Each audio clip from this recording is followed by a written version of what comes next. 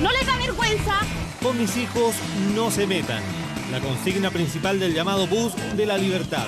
Un recorrido que fue organizado por la ONG española Citizen Go en alianza con fundaciones chilenas y que provocó polémica. ¡Deja crecer al niño, weón! ¡Déjalo crecer! Yo no digo lo contrario. Yo digo que por no ser integrado. No, por gente que los corrompió.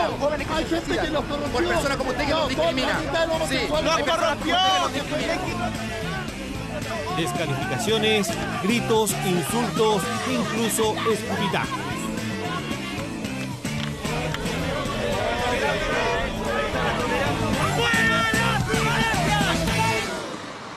Una campaña que generaba anticuerpos. Al bus naranjo le salió al paso el denominado Bus de la Diversidad del Movimiento de Liberación Homosexual y que pregonaba la igualdad de derechos. Hay un gran porcentaje de Chile que no adscribe y no está de acuerdo. Y ese porcentaje no puede ser obligado por ley a además asumir una ideología que va contra la ciencia. Ellos no están haciendo uso de la libertad de expresión, están haciendo uso y abuso de la libertad de expresión. La libertad de expresión se acaba cuando tú dañas la dignidad de un tercero. Y aquí están cuestionando el derecho que tenemos los gays y las lesbianas, por ejemplo, a matrimonio igualitario. Iniciativa controvertida, que se declara contraria a la llamada ideología de género.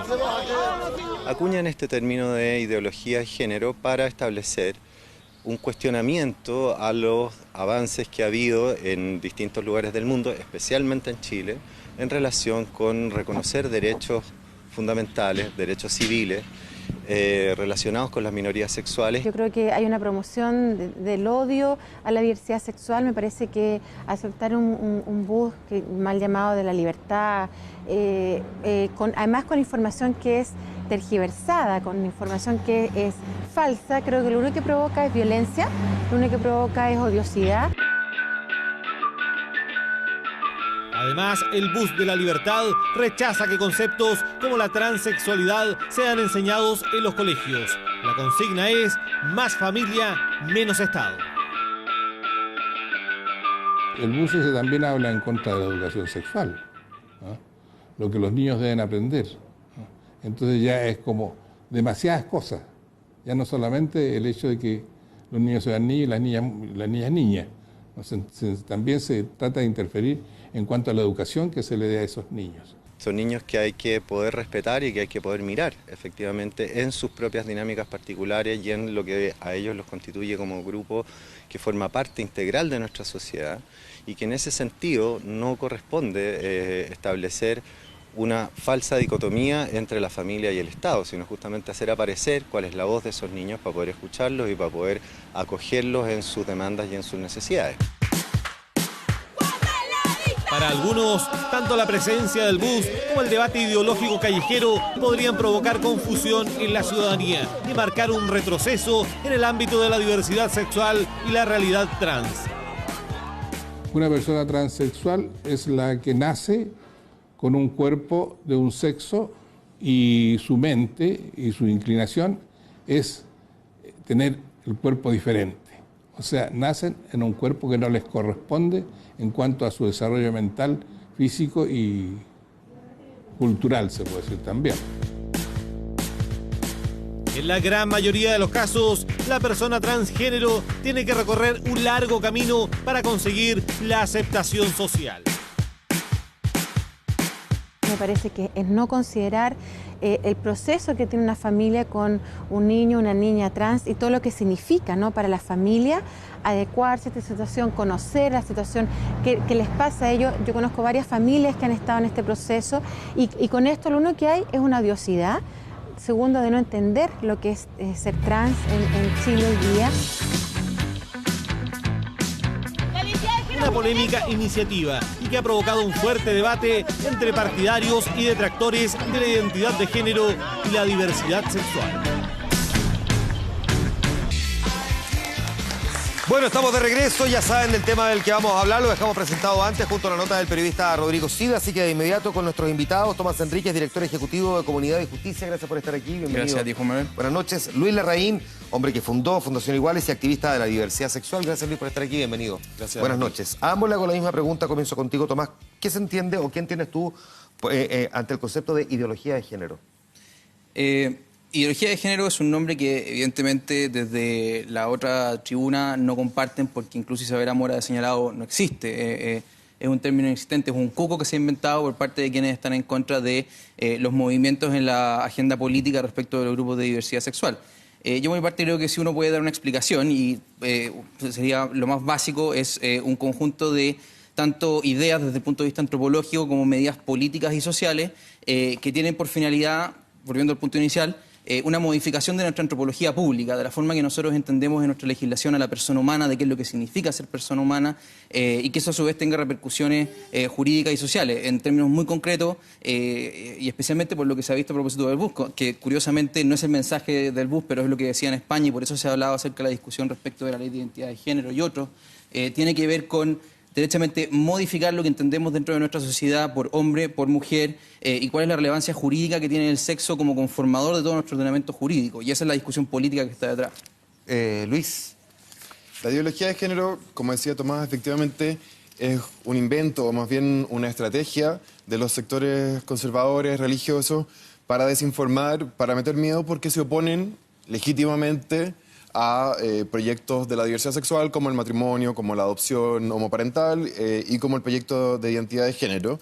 Está dentro de esta nube de conceptos que están hechos para meter miedo, como el lobby gay o esto de la dictadura gay, que de paso sería la peor dictadura del mundo, con una mandataria heterosexual, con todos los ministros, todos los senadores, todos los jueces y todos los empresarios heterosexuales, y donde ellos dicen que estaríamos impulsando que los niños elijan o decidan su sexo, y está basado mucho en consignas. Con mis hijos no te metas, o sea, los consignas que vemos en el bus. En realidad, eso es totalmente falso. En ningún documento de una organización de diversidad sexual se menciona esta famosa ideología de género, sino que está simplemente hecha para meter susto y no modifica la definición de hombre o mujer, sino que simplemente, en el caso del proyecto de identidad de género y de las personas trans, les reconoce su identidad, su derecho, y crea un mecanismo para poder adecuar sus documentos de identidad, que es para personas muy puntuales, las personas trans, que son un grupo de la población. Ellos tienen miedo y creen que esto es contagioso y que sus hijos o ellos mismos se podrían influenciar o contagiar con las personas trans, que es totalmente incorrecto, porque todos los heterosexuales, todos los gay, perdón, todos los cisgéneros de signo trans, nos criamos en ambientes donde lo hegemónico era, digamos, las parejas de sexo opuesto. Dicen, no se produjo al revés, porque se va a producir así. Ahora, ¿es cierto que tienen ese miedo?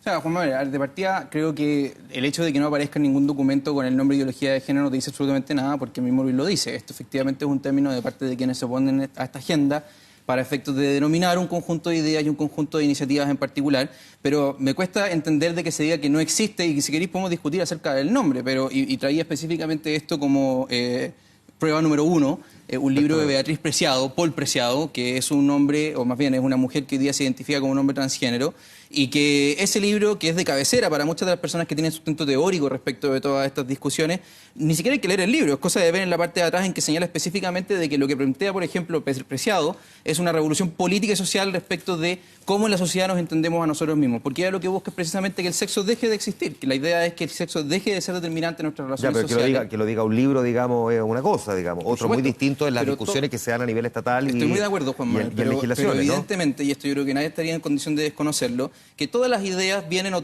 se nutren de algún lado. Hay sustento teórico respecto de todas estas iniciativas legislativas y por supuesto que se encuentran aquí. No demuestra absolutamente nada el hecho de que no aparezca en el proyecto de ley en particular. Ahora, uno de los puntos de contención respecto de todo esto y por qué el bus dice con mis hijos no te metan, no te metas, que en todo caso también tampoco me parece como eslogan porque me parece que es egoísta y que trata esto como un valor privado, haciendo eco de lo que estaba diciendo Meo. Yo creo que esto es un valor público, porque una cultura, una sociedad tiene la posibilidad de definir qué es lo que quiere entender como el sexo, qué es lo que quiere entender respecto de un hombre y respecto de una mujer, y eso es precisamente lo que está en juego en todo esto. Y vamos en concreto al proyecto de ley de identidad de género. Una de las críticas que nosotros hemos hecho desde el día 1 es que en este caso, sabiendo que desde la teoría se plantea, y creo que ustedes reconocen, de que género y sexo no son lo mismo, el hecho de que el proyecto lo que plantea es no crear una categoría de género dentro del ordenamiento jurídico, sino que derechamente tomar el sexo y transformarlo en un marcador, un indicador de género, eso está mal. Y eso tiene repercusiones también dentro del ordenamiento jurídico, cuando la solución mucho más coherente habría sido, por ejemplo, crear una categoría distinta y separada que dijera, sabe que esta persona quiere identificarse con el género masculino o con el género femenino.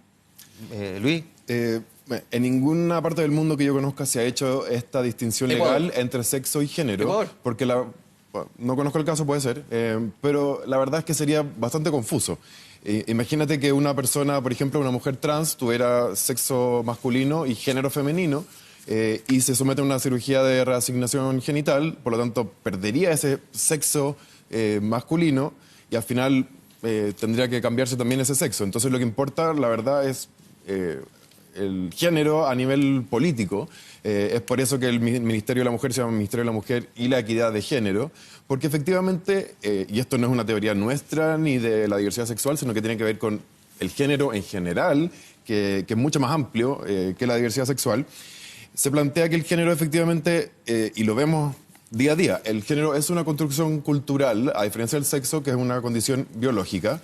Y la gran diferencia es que culturalmente se le asigna a los géneros una serie de roles y de funciones, como los juegos, los juguetes, los roles, las profesiones que unos estudian y otros no, etcétera, que están asociadas teóricamente al sexo, cuando en realidad varían de una cultura a otra, varían de una época a otra. O sea, el sexo no ha variado de una época a otra o de una cultura a otra, pero el género ha variado muchísimo a lo largo de la historia y de un país a otro. Ahora, así como aquí, o desde un sector se dice que hay un interés a través de esta agenda legislativa y de ciertos cambios de provocar algo mucho más allá de lo que realmente estamos viendo hasta ahora en la discusión, ¿sientes que al mismo tiempo acciones como las de traer un bus a Chile tienen una agenda, digamos, que no es tan visible, que podría tener algo más allá de simplemente exigir respeto a cómo yo educo a mis hijos, por ejemplo?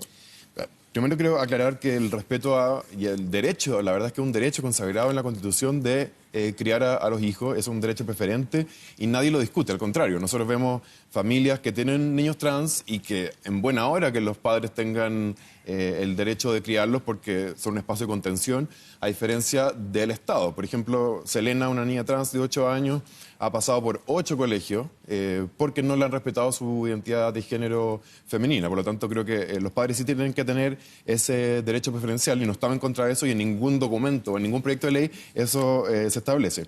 Pero yendo al tema más profundo, mira, los sectores más conservadores legislan con la lógica no de la realidad, sino que del ideal. Y con esa lógica se han opuesto a básicamente cualquier modificación social. Se han opuesto, por ejemplo, a la ley de divorcio, porque lo ideal es que los hombres y mujeres estén juntos para toda la vida. Se han opuesto al fin de los hijos ilegítimos que nacían fuera del matrimonio, porque eso iba a incentivar la infidelidad, etcétera. Se han opuesto a la unión civil, porque lo ideal es que el matrimonio es más estable que la unión civil, y lo ideal es hombre y mujer, no hombre, hombre, mujer, mujer. Entonces, con esta lógica del ideal, no se hacen cargo de la realidad, que es que hay niños trans, que hay gente que somos gays, lesbianas, bisexuales, etcétera, y ellos intentan utilizar estos argumentos apocalípticos que tienen un nombre que se llama la falacia de la pendiente resbaladiza o slippery slope en inglés, que es que si ocurre esto, va a venir la catástrofe. Si ocurre el divorcio, la familia se va a destruir. Si ocurre el fin de los hijos ilegítimos, la familia se va a destruir. Si ocurre la unión civil, la familia se va a destruir. Y siguen con eso. Tomás, porque da la sensación de que de lado y lado, como que no hay mucho sinceramiento del debate. O sea, como que en el fondo esto es nuestro interés, pero también tenemos estos otros intereses. Pero en el fondo nosotros estamos defendiendo esto, pero en realidad está esto otro. Y queda la idea que cuando llega el bus aquí, en realidad había un cierto interés, pero también habían otro interés. Este bus no es la primera vez o sea, la primera vez que está en Chile, pero ha recorrido otros países y ha levantado otras discusiones que vienen aparejadas a lo que plantea, digamos, quienes están detrás del bus. ¿Tú sientes que en el fondo ha faltado sinceramiento de ambas partes para tener una discusión un poco más honesta? Siento, de hecho, que ustedes mismos me hablan a mí, no se hablan ni siquiera entre ustedes. No, yo creo que si nos hablamos con Luis, y por lo menos, de verdad. Pero pueden entender. Mira, yo creo que respecto del bus uno puede tener diferencias acerca de táctica. Evidentemente yo no estoy del lado de Rolando Jiménez, que dice que esta cuestión es un abuso de la libertad de expresión. Yo no creo que eso sea el caso. Creo que tiene el mérito de precisamente estar aquí nosotros tres sentados teniendo esta conversación, y eso es lo bueno, que sinceremos. Por ejemplo, respecto de la ley de identidad de género, acá en el caso, por ejemplo, de la organización que yo dirijo, nosotros hemos tenido una posición firme respecto de esto, y especialmente en relación a la inclusión de los niños. ¿Por qué? Porque acá a falta de que tengamos esta discusión pública, y el BUS tiene el mérito de ponerla en el tapete, ha existido una línea de comunicación constante de parte de los grupos, especialmente de los intereses transgénero, respecto de cuál es la única forma de poder abordar la situación acerca de los niños trans. Nuestra posición viene fundada específicamente por preocupación respecto de esos niños y por preocupación de que también exista toda la verdad y toda la información posible dentro de lo que es la discusión pública. Y eso simplemente no se ha dado. ¿Y por qué? Para decirlo en términos súper específicos. Porque el modelo que asume el proyecto de ley, o el modelo que asume, por ejemplo, hoy día la Superintendencia de Educación, que es uno de los temas por los cuales protesta la gente del BUS, es un modelo que es excluyente respecto de, primero, lo que conocemos en términos de evidencia científica acerca de cuáles son las causas de la confusión o disforia de género respecto de los niños, así como también cuáles serían los posibles tratamientos. En el caso, por ejemplo, de la Superintendencia de Educación, que se mete específicamente con los colegios, hoy día toma una posición concreta en la cual señala, ¿saben qué? Nosotros llegamos a una conclusión sin haber dado ninguna argumentación, por lo demás dentro de los documentos legales a los cuales hace referencia, en que señala, si nosotros nos encontramos en la presencia de un niño que se identifica a sí mismo como transgénero, porque ni siquiera tenemos que tener un diagnóstico respecto de esto, acá lo único que usted puede hacer como colegio es simplemente confirmarlo en ese género. Y eso, confirmarlo en ese género, es uno de los 3 o 4 modelos posibles de aproximación que hoy día están en plena discusión respecto de la comunidad médica, psiquiátrica y psicológica acerca de este tema. Que efectivamente esta es una discusión que no es lineal, digamos, y no es binaria. Tiene varias corrientes dentro del mundo y no es un debate que se haya agotado y no es que nosotros hayamos llegado tarde. Se está dando en muchos lugares y de hecho en otros países ni siquiera todavía se está teniendo. Pareciera que como que nosotros ya tomamos una decisión desde el punto de vista menos del Estado frente a un tema donde esa es una discusión que acoge o que acepta más de una mirada, ¿no?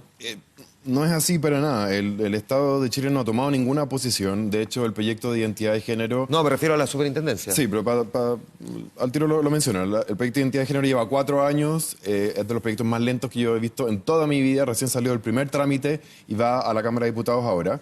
Con respecto a la circular lo que hace es entregar recomendaciones a los colegios para abordar el tema de los niños trans, que efectivamente nadie lo conoce, a ningún educador se lo enseñan en las escuelas de pedagogía, la gran mayoría de la población desconoce la transexualidad, y creo que ahí Tomás no es completamente sincero, porque la verdad es que lo que se busca con la circular trans es que los colegios protejan a estos niños, no que el colegio se abanderice y determine y cambie, digamos, dictamine que ese niño es hombre o ese niño es mujer, porque los colegios no tienen esa atribución, sino que respeten al niño y a la familia y vean caso a caso qué es el problema que se está produciendo en un escenario en que los niños y adolescentes de la diversidad sexual tienen 4 veces mayor probabilidad de suicidarse y 8 veces en el caso de los niños que son rechazados por su colegio. Entonces, cuando tenemos esas cifras, cuando tenemos que el promedio de las mujeres trans en América Latina vive 35 años y trabaja en el comercio sexual,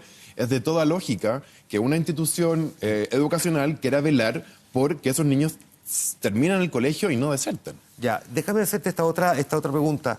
En los colegios, estamos hablando de colegios públicos, además particularmente, se estableció también esta discusión sobre, por ejemplo, el famoso libro Nicolás tiene 2 papás. Y parte de lo que mostraba el BU era, no, Nicolás tiene un papá y una mamá.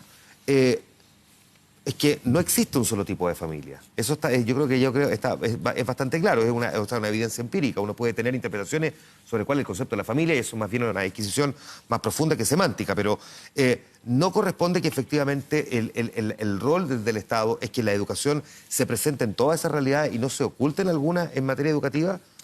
Es que eso es de alguna manera engañoso porque, como ha dicho mi muy buen amigo Claudio Alvarado, el Estado carece de neutralidad, nunca puede serlo. La legislación toma partido por opciones concretas y, por ejemplo, hoy día estamos teniendo la discusión y vamos a seguir teniéndola después, además, respecto de qué hacemos con la ley de adopción. Y uno de los puntos centrales respecto de toda la discusión de la ley de adopción tiene que ver precisamente con quiénes son las personas o las relaciones que van a estar llamadas a poder adoptar y, en particular, en el caso de la organización en la que yo pertenezco, nosotros somos defensores del orden de población que hoy día existe, porque creemos que es un orden que es prudente, razonable respecto de este tema. Y precisamente la discusión acerca de que todo niño tiene derecho a un papá y una mamá es una posición que por supuesto es controversial para Luis y los grupos que están en oposición a eso, pero no es una opinión particularmente controversial dentro del contexto social que se pretenda que en algunos colegios no se cuente que existe esa otra realidad también. Que de nuevo, eso depende de cuál es la forma en que lo estamos abordando, porque así existen distintas estructuras familiares, por cierto que existen, pero respecto de la definición de lo que es una familia, eso es primero una definición jurídica que toma el Estado a través de su legislación, y eso es algo que está, de hecho, es una discusión política está de primerísima línea, especialmente en Chile en este momento. Y respecto a eso, por ejemplo, es tan poco polémico me parece a mí el discutir acerca del derecho que tiene todo niño a tener un papá y una mamá, que, sin ir más lejos, hoy día el nuevo primer ministro de Irlanda, Leo Varadkar, que es un hombre abiertamente homosexual y que tiene su pareja, él ha hecho campaña y defendido que todo niño tiene derecho a un papá y una mamá, independiente de cuál sea su vivencia personal respecto a la situación, para poner solo un ejemplo. Ya, pero tengo la sensación de que entonces una vez más nos perdemos la discusión, porque lo que uno había entendido, por lo menos así lo había entendido yo durante esta última semana, es que más bien lo que estaban reclamando era que se dijera que los niños tienen papá y mamá y no dos papás. Sí, el problema con el BU es que instala estas consignas o estas verdades de cosas que no son necesariamente así. Primero, como dice Tomás, la definición de familia jurídica, y la verdad es que ha estado en evolución, y en Chile desde el año 2015 tenemos una nueva institución de familia, que es la unión civil, que establece que además del matrimonio, que es solo entre un hombre y una mujer por ahora, también hay otra forma de regular la familia, que es la unión civil, que está abierta a las parejas del mismo sexo.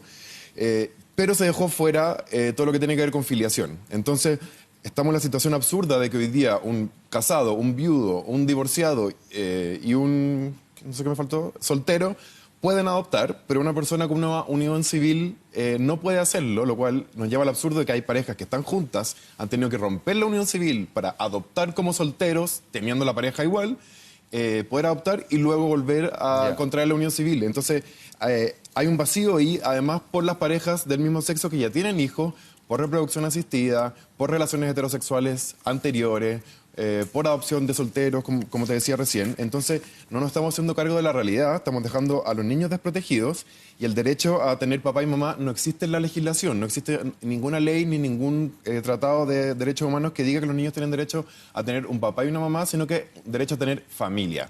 Y habiendo la tremenda crisis que hay en los hogares que se hacen cargo de los niños o que no se hacen cargo de los niños por parte del Estado, es evidente que una familia como una familia homoparental es una opción que el Estado tiene que considerar porque si no la está discriminando. Me tengo que ir a la pausa, pero vamos a seguir conversando sobre esto, entre otras cosas, para saber cuánto de esto que hemos visto en la última semana realmente ha contribuido, cuánto ha confundido también con ciertas informaciones que han aparecido publicadas en la última semana que han sido falsas, cuánto se ha elevado el debate o por el contrario nos ha vuelto un poco más agresivo. Seguimos conversando aquí en El Informante, volvemos al tiro, espérenos. Este lunes. Estamos de vuelta en El Informante, estamos conversando con Tomás Enríquez, director ejecutivo de Comunidad y Justicia, Luis Larraín, activista de la diversidad sexual, sobre la famosa presencia de este bus de la libertad. Déjame preguntarte, quiero saber cuál es tu opinión en particular sobre lo que, aparejado a lo que tuvimos con el recorrido del bus, vimos durante los últimos días, gente que en la calle, además de confrontarse, digamos, al bus de la diversidad, que era el bus del móvil, terminó diciendo cosas como, por ejemplo, no, lo que pasa es que Chile está imitando legislaciones como la de Canadá, país que legalizó la zoofilia o la pedofilia, cosa que de hecho la organizadora del bus en Chile, Amanda... ¿Cuál era ese? Marcela Aranda. Marcela Aranda, tiene publicado en su propio Facebook. Hoy día el gobierno de Canadá tuvo que salir a aclarar que nada más lejos que eso y tuvo que publicar su propia legislación y ver cómo castiga en Canadá a quienes cometan esos delitos. ¿Cómo sientes que al mismo tiempo esto termina por generar un grado de desinformación frente a cosas como esa? Sí, por de pronto lo de Canadá es cierto, jamás existió una legislación canadiense que legalice la zoofilia. Lo que sucedió es que existió un fallo de la Corte Suprema de Canadá en la cual no se penalizó a una persona que estaba siendo procesada respecto de eso.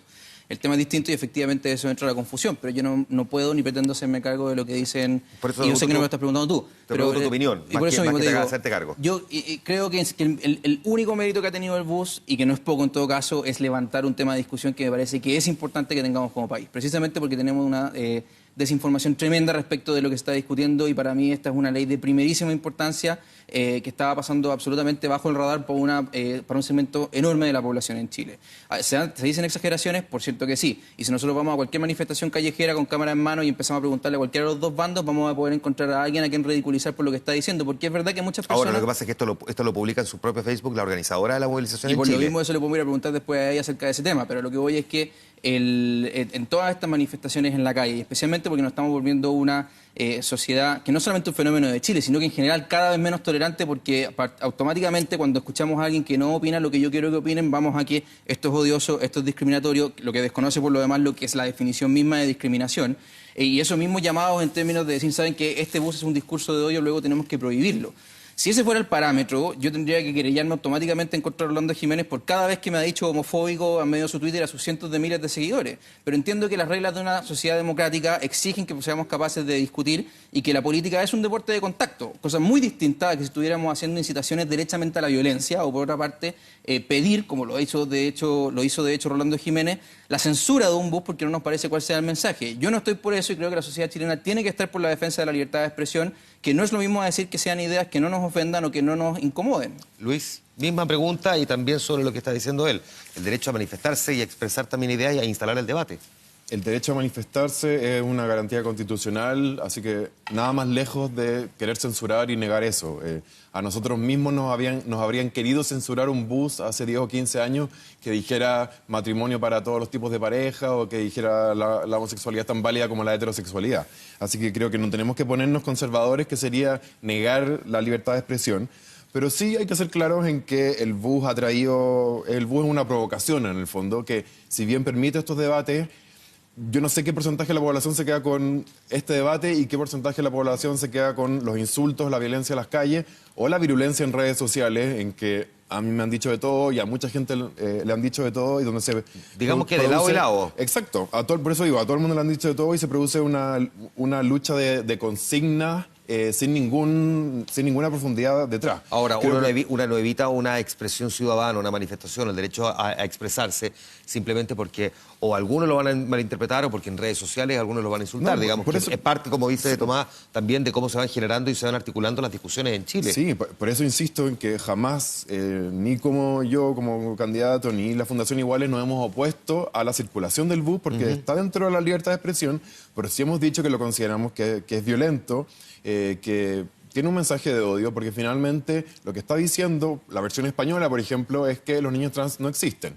La versión chilena está diciendo que está mal que un niño tenga una mamá o una abuela que sea su modelo de crianza, o dos papás o dos mamás, y eso es tremendamente ofensivo para todos los niños que se crían en hogares monoparentales, o con la abuela, o con dos papás, o con dos mamás. Y lo discutimos también el día lunes. O sea, y tengo que decirlo porque me lo dijiste el otro día y creo que eso siempre es una caricaturización respecto a una posición que nadie que yo conozca ha sostenido seriamente. Y lo hablo de la gente que defiende seriamente esto. Nadie desconoce que existe una relación familiar entre una mamá soltera y respecto de su hijo. Si hoy día tenemos un problema en Chile, no es de mamás solteras, que son sacrificadas y que sacan la mugre todos los días por su hijo. Tenemos un problema de ausentismo parental que es tremendo, del cual además políticamente no nos hacemos cargo. Los niños tienen el derecho, significa que están mal sus familias, que hay un derecho que no se está pudiendo ejercer. Luis, yo creo que todos con la mano en el corazón, e incluso mamás solteras y también hijos de madres solteras, podrían reconocer que les hubiera gustado tener la presencia de su papá si es que no la tuvieron. No es esa la discusión. Lo que nosotros lo que estamos diciendo es específicamente respecto en el contexto de la adopción.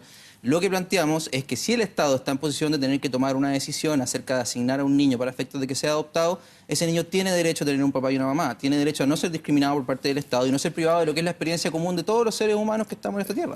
No es de todos los seres humanos, es de algunos. O sea, hoy día seguir insistiendo en el año 2017 que hay un solo tipo de familia o hay un modelo, creo que es bastante majadero.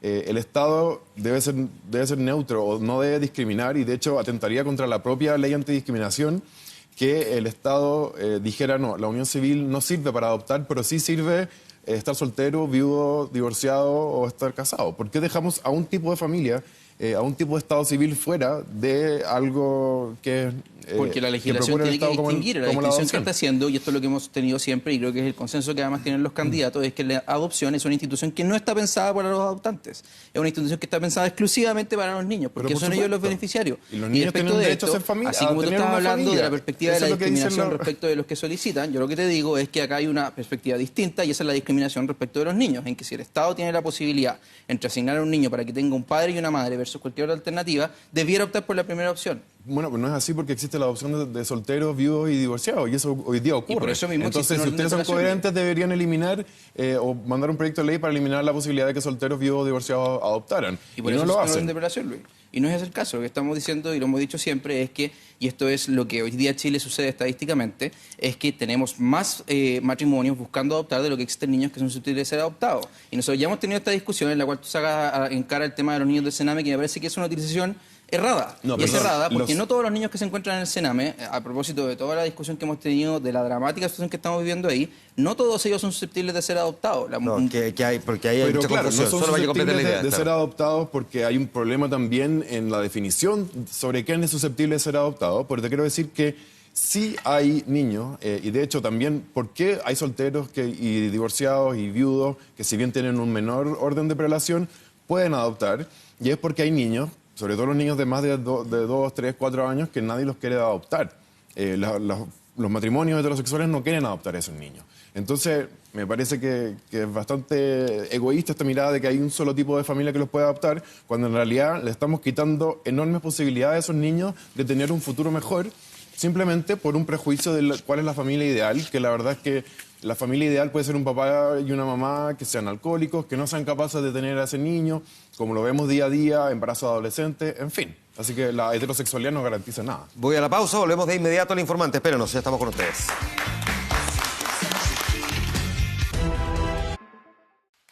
Ya estamos de vuelta en el informante, se me fue el tiempo, pero tengo que hacerle la misma pregunta a ambos después de lo que hemos tenido la última semana con este famoso bus naranja, el bus de la libertad, el bus de la diversidad, por otra parte del móvil. ¿Contribuyó en algo la llegada y la visita a este bus? ¿Sí o no y por qué? Creo que no, porque polarizó la sociedad. Es cierto que hemos hablado más del tema, pero la gran mayoría de la discusión se ha dado en términos de muy poca profundidad, mucho eslogan, muchas consignas, y lo peor es que yo creo que han manipulado a sectores religiosos, a sectores de ultraderecha, en fin, que de verdad creen que nosotros, los gays, queremos quitarles el derecho a buscar a sus hijos, que es falso, que nosotros queremos imponer una ideología en que los niños elijan si son hombre o mujer, falso. Solo queremos que los niños trans tengan la posibilidad de terminar el colegio, de tener un mejor futuro y que los niños también tengan protegida su vínculo con sus dos papás o sus dos mamás y que no se siga discriminando en el proceso de adopción. Eso es todo. ¿Contribuyó, sirvió de algo la llegada del bus, Tomás? Yo creo que el hecho de que estemos acá conversando contigo, Juan Manuel, es prueba fehaciente de que al menos visibiliza una discusión.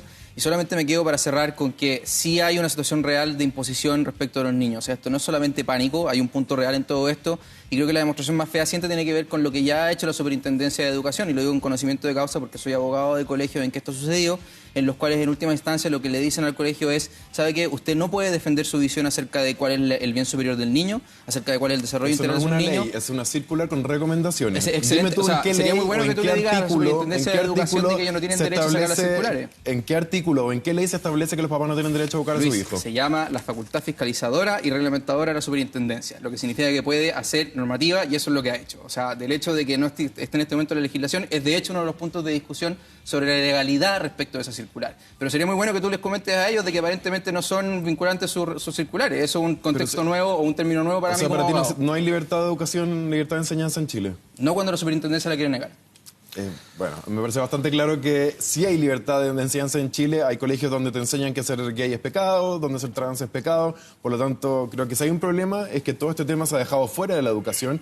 Tomás dice que es bueno que conversemos, pero ellos no quieren que se converse este tema en los colegios, que es donde se produce mucha discriminación, donde los niños trans terminan desertados. Que abre la puerta a otro debate también, que a ver si lo podemos tener también aquí en El Informante. Tomás, muchas gracias por haber estado aquí.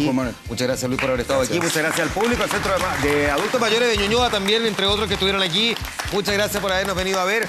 Gracias a ustedes por habernos acompañado. Los veo mañana a 24 horas central. Descansen. Buenas noches.